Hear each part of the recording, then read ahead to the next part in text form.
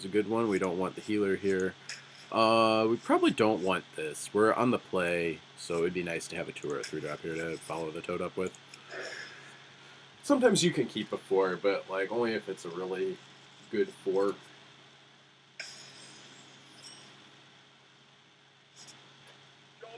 And just pass here. We're probably gonna play one of the 3/2s unless we have a good reason for this guy. So likely the Alec is gonna. Oh, yeah, that's a good reason for this guy. This is a nice opening from him. It's good for this opponent that they had the coin because like either one of us would have been really happy to start off with the coin here. So it's unfortunate that they got that instead of us. Maybe it actually would have been better to... No, it wouldn't be better to have the Alec because then he could just send this into the Alec. This makes him take a couple damage at least. Neither one of those would have been really super duper good for us. We're going to just put out a 3/3. 3/3? Okay, we can do that. He should use his weapon here, but we get to do an extra 3 damage to him.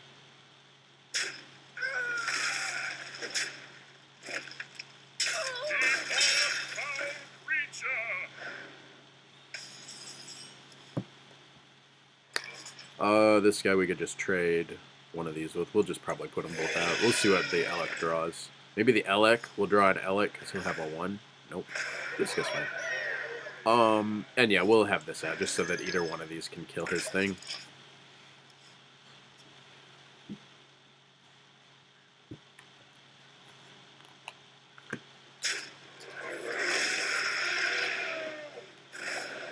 And that's fine. That's why we played both of them. That way, like if one of them died to something, we still get to kill his 4/3.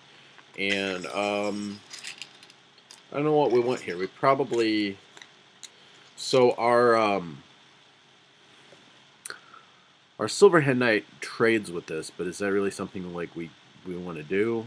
We would also put out this thing, but then this takes 4.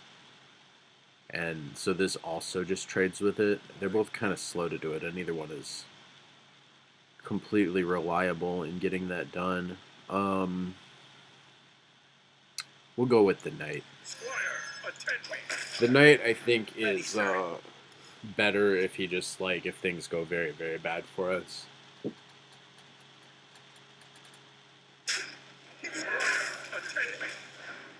Ready, sir. That's pretty bad, I guess. He's got his own Knight. This guy's okay. He's pretty big. We're gonna send this in here. I do insist. So, like, if we play this, he might just go face with both of these, and then our things cost 3 more next turn. So if we could play a 4-drop, which is not any of these cards,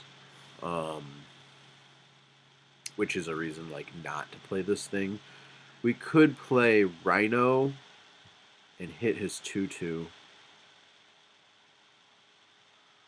And then with this dies... It's not... That's not the best. This would die when he hits it with the 4/4. But if we play this, he probably doesn't use either one of these on. Although if we play this, we can use that on his 2/2 and then on his 4/4. So he might, like... Yeah, this might trade for both of his creatures, because he could dagger, hit this, and then these two both go into it, so... Yeah, I think that's a little better than the Rhino. This also gives us the opportunity to play the Rhino and then this, since it's a beast, so we could charge with this thing. Cold Blood, what does that do for him? That's pretty good, actually. We'll need to send our Dire Wolf into that. and that guy's nice too.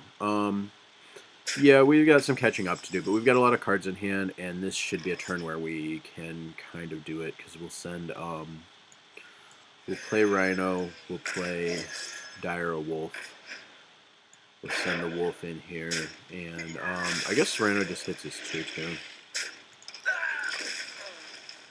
Unfortunately, these are both pretty big.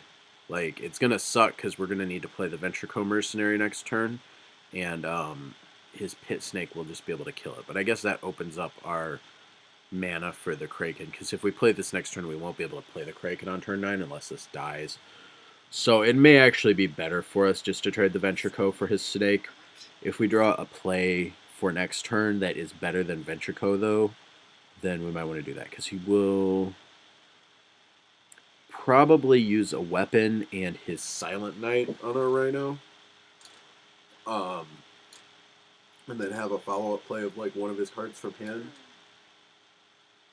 So we should expect the Rhino to die and him to save Pit Snake. It's called Pit Snake, right? Yeah, so we should expect Rhino to die. He saves the Pit Snake and probably keeps one of his creatures around. He probably keeps the 1/2 out also. And neither one of those is like really something we want to kill with Deadly Shot, but our next turn might just be Venture Code Deadly Shot. Did they go away? Opponent has disappeared? Alright, well. I guess that's one of the best things we could have hoped for. We still don't really want to use this on his Snake, though. So this is pretty awkward. But,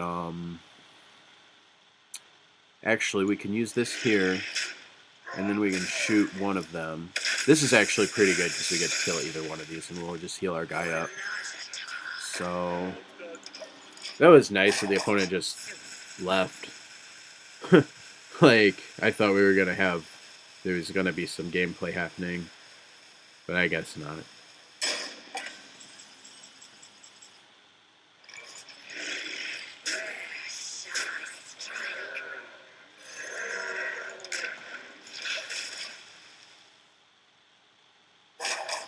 So this is pretty boring. It seemed like there was going to be there were going to be some interesting choices coming up there. Oh, the opponent is back. Okay. Yeah, I think we've still got you here. Yeah. Oh well. I guess they must have like disconnected or had to go somewhere. I don't know.